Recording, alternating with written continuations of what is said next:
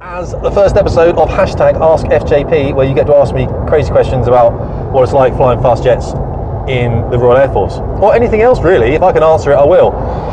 Figured though, I'm actually really busy, and the questions already come in, but they come in on email. The problem with that is I haven't really got that much time to sit down and answer all these emails, because I'm doing 25,000 miles a year between 3 different jobs in the Air Force.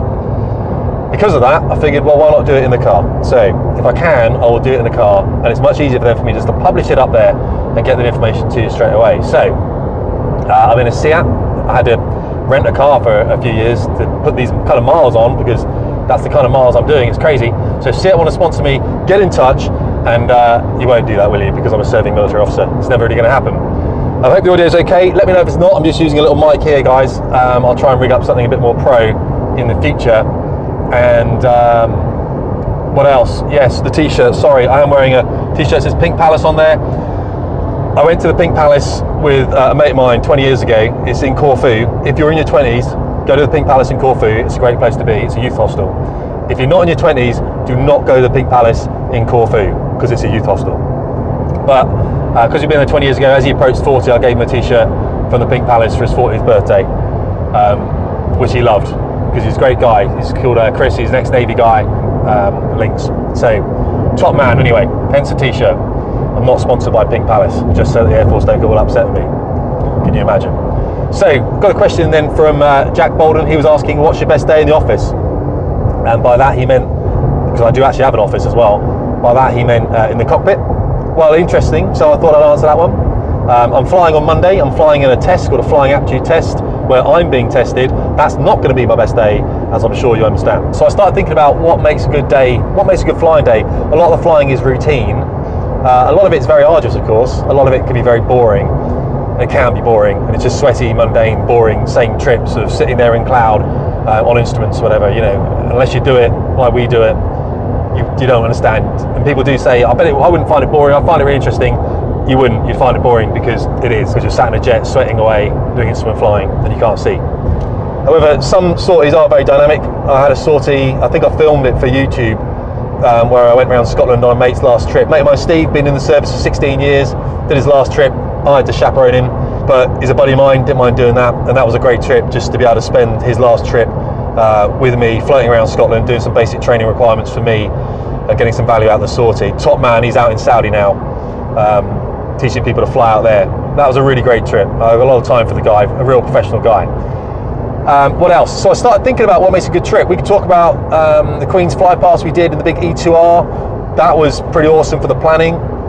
There was a trip during that where I almost flew into the sea because the weather was so poor. That's not a great trip. That would have been an interesting one to talk about. But the one that really kind of hits home for me when I look at all these trips, I mean, anything, red flags, all that kind of stuff in theatre, was a sortie that I flew with a mate of mine in Northern Europe on an exercise called Tactical Leadership Programme. Not the one I wrote about the normalisation of deviance, where we almost flew our GR4 into the ground. That happened on that exercise, where we allowed a real good safety culture to be eroded through our own inability to assess that what we were doing was not correct and not safe. You can read about that on the website if you want to, the normalisation of deviance, and how I almost destroyed a £50 million warplane. It's about the guy I flew with, really, and that's why it makes this sortie important.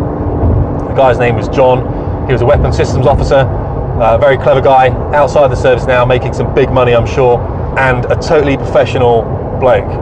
Myself and a guy called Pete took 2 GR4s out there from 12 Squadron in Lossiemouth. We represented the Royal Air Force Tornado contingent for the GR4s, that was, just 2 of us, and my nav was going to be John for the exercise, and Pete was going to have a guy called Tom, lovely bloke. Me and Pete, all 4 of us got on really well.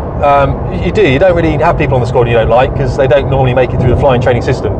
So, all top guys anyway. But the exercise was a hard exercise. The weather had been poor initially. Not much flying had got on in the first week. And so we just kind of sat around, kicking our heels, doing a lot of planning, not doing much flying. Did a bit of flying in the first week. Hitting the beers pretty hard, to be honest. Belgian beer stuff, it's heavy. So, this must have been now, how many years ago now? 10 years ago? No, less than that. 8, 9 years ago, I guess. On the days we weren't flying, yeah, hit the biz pretty heavy. And the weekend came up, and again, we done some flying, went out, had a big weekend, as you do. Top guys out there. Other guys out there, German Tornadoes are out there, some Greek F-16s, some US F-16s. two F-16 CJs from the East Coast United States, one flown by a fierce Democrat, one flown by a fierce Republican. Comedy blokes, real funny. You could wind them up in a second. Absolutely astounding guys. They were harm shooters, so high-speed anti-radiation missile. We'd taken the GR4s out there, and we were going to be with Alarm, air-launched anti-radiation missile. We had the 27mm Mauser cannon. We had free-fall retarded dumb weaponries. We had EPW Paveway 3 was it as well. We were simulating all these things, okay? Simulating all these things.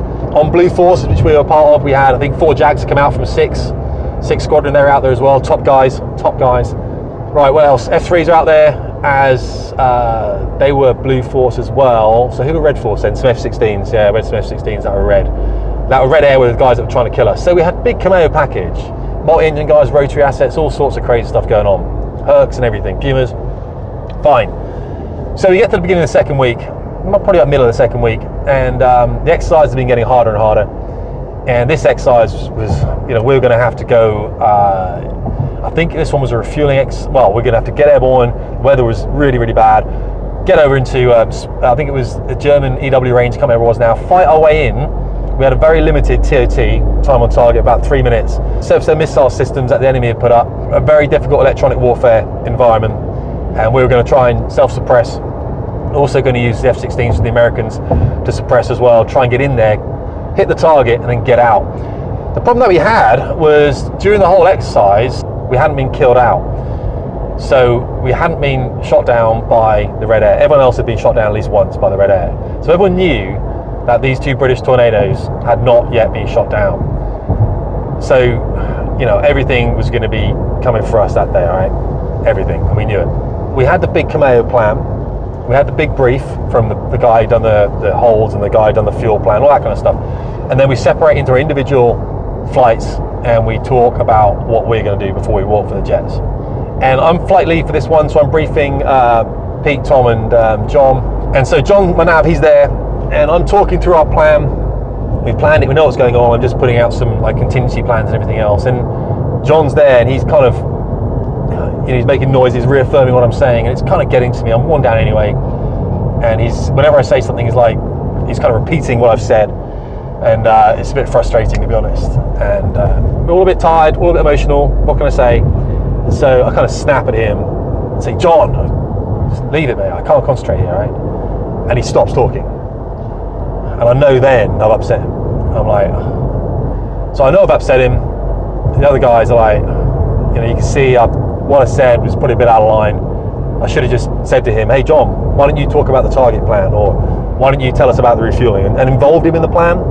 But I was quite juvenile back then, and I just thought I'd kind of establish my credibility and my authority on these guys that were like really good mates anyway, like an idiot. I didn't need to do that, and I got it wrong, and I'd upset my nav. And I knew he was upset as well. So we walk to the jet, we get in the jet, and we get airborne for this sortie, and it all starts getting very difficult.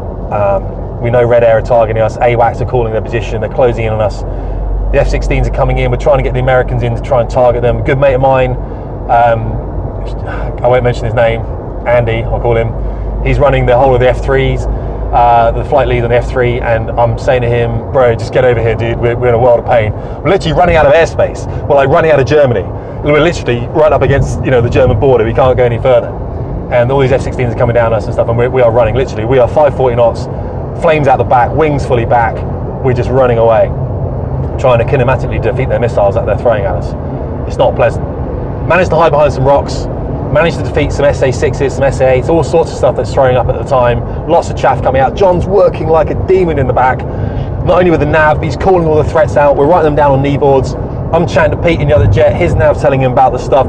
It's all going on. It's just full on war. I mean, we're at low level, 250 feet. As I said, doing maybe almost 9 miles a minute type thing, just cruising the hell around. If you hit a bird at that speed, bits of the aircraft are going to fall off. That's how fast we're going. Eventually, we'll hide behind some rocks. You get some friendly air come in, target out the Red Air, come back, hit the target, turn around, back out, back into the Airfield and 4M tier medals. Sweating, super hardcore. John's been absolutely solid in the back. Communication between the pair, top. Exercise, totally mental, absolutely crazy. lads.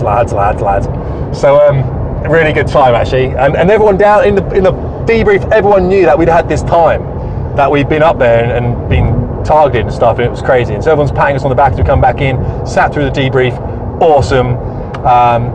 And you know, I turned around to John, I'm like, dude, and he's obviously upset still, but he didn't take it airborne. He compartmentalized it, put it in a box somewhere, put it on a shelf labeled for attention later. He was absolutely top. So I apologised to him. I said, I'm an idiot, mate. He says, no, don't worry about it, mate. You know, it's my fault. I shouldn't have interrupted you and stuff. I said, no, it was my fault. You know, it really was. Big group hug.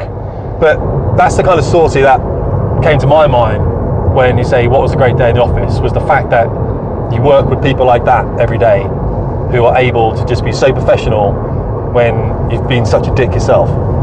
And, you know, that's the thing. That's why I'm still in the job right now. That's why I'm training the people up to go and fly these big airplanes, because I want to see them grow and develop into guys like that, real top guys that can recognise when someone like me is being an idiot and can, you know, just get on with the job, be professional. That's probably it then, really. We never did get shot down for that exercise. In fact, with only 2 aircraft on the exercise that didn't actually get shot down for the whole 2 weeks. I did almost crash the jet into the Belgium countryside though, very soon after that happened. And if you want to read about that, fastjetperformance.com, or just type in fastjet Tim and then put something in like normalization of deviance or something, or 50 million pound warplane, something like that. Anything like that, that will get you the essay about how we almost crashed. I'm in a tunnel, it's cray. All right, thanks for your time. Send me some more questions then, okay? Because that's a great question. As I said, you know, when you're helping students out, when students get through a trip and you put them on the front line, anything like that is really awesome. So those kind of trips are really what I still go to work for. Any more questions, hook me up, okay? Tim Davies, Fast Jet Performance. Thanks so much for your attention, guys. Really appreciate it.